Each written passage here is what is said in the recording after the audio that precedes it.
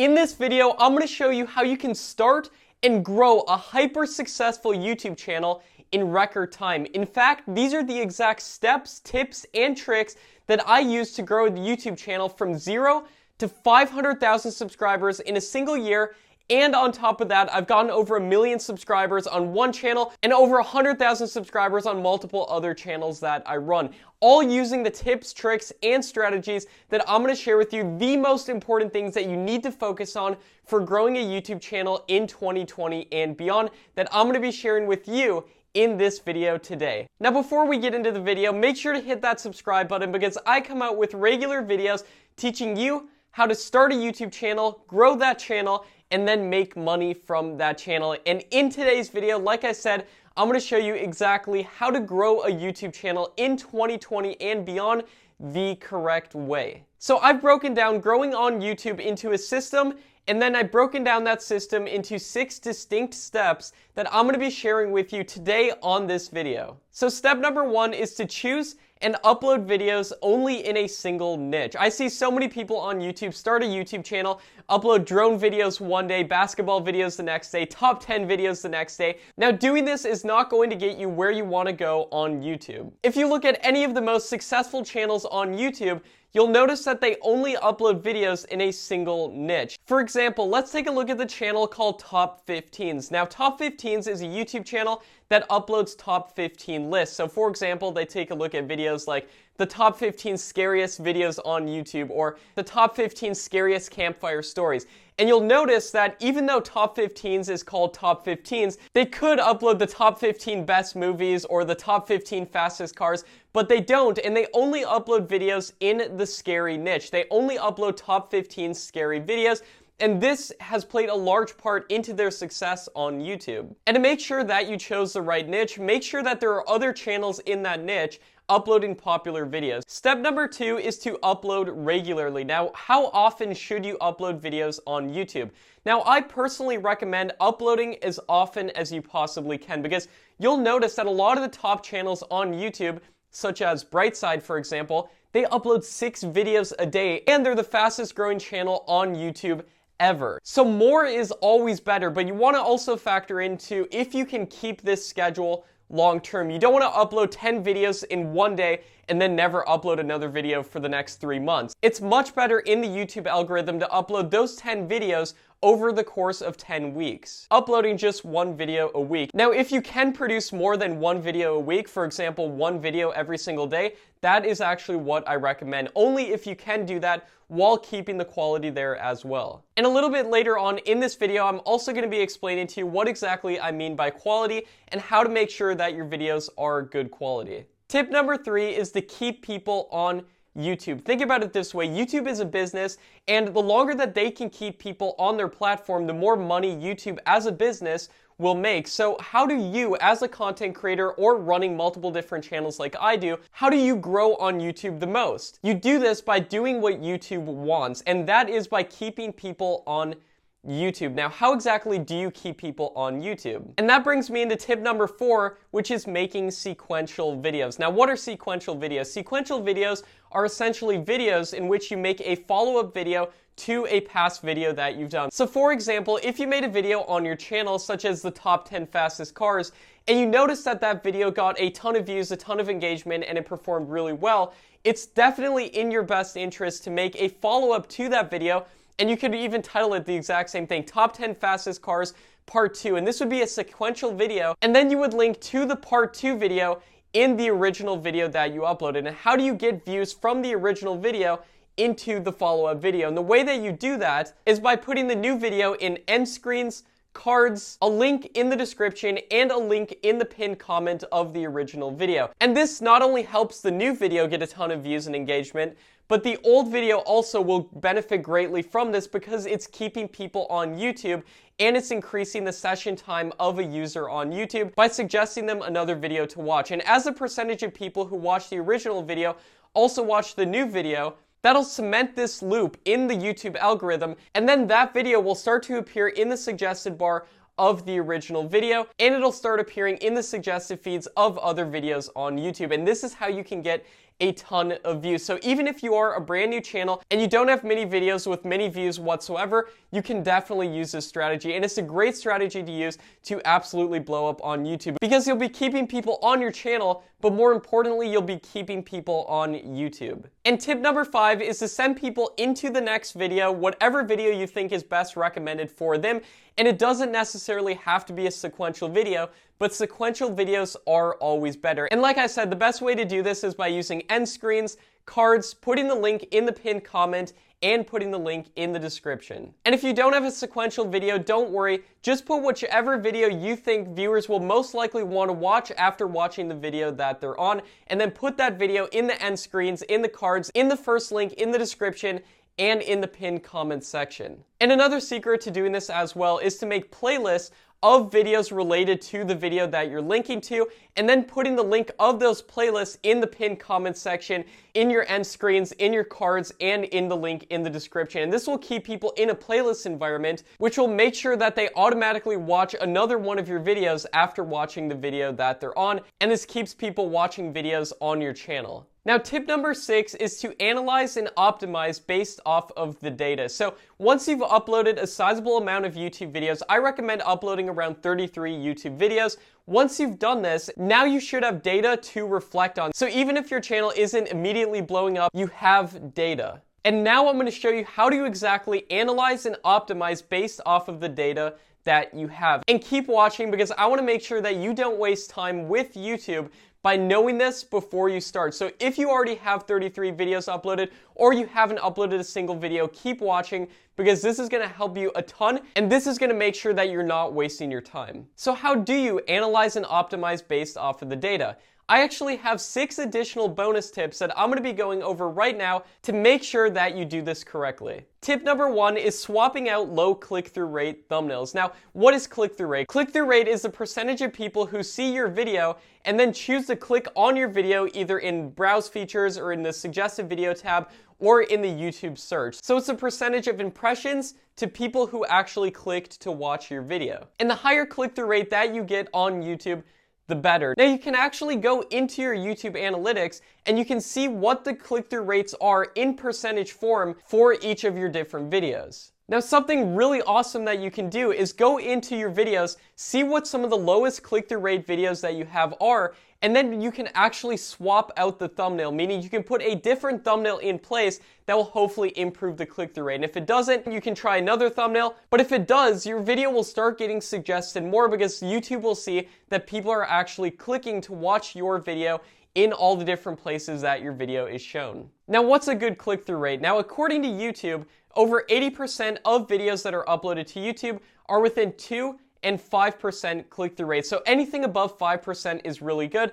Now, what I aim for across all my different channels in a bunch of different niches, I aim to get at least a 6% click-through rate. Now, this obviously depends on the niche and a couple different factors as well, but on average, I like to hit that 6% click-through rate. So what I recommend doing is going into your analytics, seeing whichever videos have less than a 6% click-through rate, and then swapping them out so you can hopefully get a higher than 6% click-through rate. Bonus tip number 2 is by looking at audience retention graphs. So if you go into your YouTube analytics, you can actually see the average audience retention and graphs for that audience retention for particular videos on your channel. So what you can do after you uploaded a video and the stats for that video are in, you can go through that audience retention graph and you can actually see a graph for how long people on average watch your video and where people drop off and where people watch your video more. Now this graph is so amazing. I cannot tell you guys how important that this graph is and how important it is that you actually go into your YouTube analytics and look at this graph. So how do you actually interpret what this graph is telling you? So once you go into one of your videos and you're looking at this graph for one of your videos after it's uploaded on YouTube, what you can do is take a look at the spikes and the drops. Now, if there's a spike in the audience retention, that means people are watching more at this point than other points throughout the audience retention graph. And what I recommend doing is taking a look at that spike and then incorporating whatever is going on in that video in future videos. So for example, let's say that the audience retention spikes every time you show another scene. So for example, if you're taking a look at the top 10 fastest cars, for example, and you notice that every single time you show a new video of a different car, you notice that the audience retention spikes. You notice that there's a big spike in the audience retention. Now, what I recommend doing is taking a look at that data and then incorporating that into your future videos. So you notice that every time you show a new video, the audience retention spikes. Now, what you can do is show more videos. So, for example, if in the original video you were showing a new video, say, every 20 seconds, now try showing a new video every 10 seconds because you know that the audience retention spikes every time you show another video. And it could be different things that make the audience retention spike depending on the niche that you're in and depending on the nature of the content that you're uploading. But the bottom line is to go into that audience retention graph for particular videos after you upload them and then see where it spikes and incorporate more of that into your content in the future. And it's also really helpful to look at when the audience retention drops. Because if it drops, it means that that's a place where people are clicking off your video. And it might be something you're saying, it might be something you're showing on screen. I just recommend going in, taking a look at that, seeing where it spikes, seeing where it drops, and cutting out whatever you do when it drops. Because when it drops, that's an incredibly bad signal, and it means whatever is happening at that point in the video is causing people to click off. So make sure to cut whatever is happening out of future videos when you see that the audience retention drops. Now, what's a good audience retention percentage? I recommend aiming for 60% on videos that are 10 minutes. Now, if you can hit a 60% average view duration and a 6% click-through rate, your video is most likely going to go viral. And if you can go higher than that, that's much better, but these are the benchmarks that I like to look for. Bonus tip number 3 is to find your highest watch time videos and then make more videos like them. So again, this is if you've already uploaded some videos. What I recommend doing is going into your YouTube analytics and then sorting your videos by the highest watch time. And the highest watch time videos are the best performing videos on YouTube typically. So what I recommend doing is making more videos like those videos because they're already proven to be working very good on YouTube. And the reason I recommend sorting by watch time as opposed to views or click-through rate or anything like that is because watch time is the factor, the number one factor that YouTube looks at when it's looking at ranking your videos. So the higher the watch time, the better for your videos. And what I recommend doing is making more videos like those highest watch time videos that are on your channel. And again, a great way to do this is to make sequential videos, part 2s or part 3s, 2 videos that are already doing really good on your channel. Bonus tip number 5 is to model already proven videos on YouTube. So you don't have to just look at your own videos when seeing which videos to model. You can actually go to YouTube, find big videos in your niche,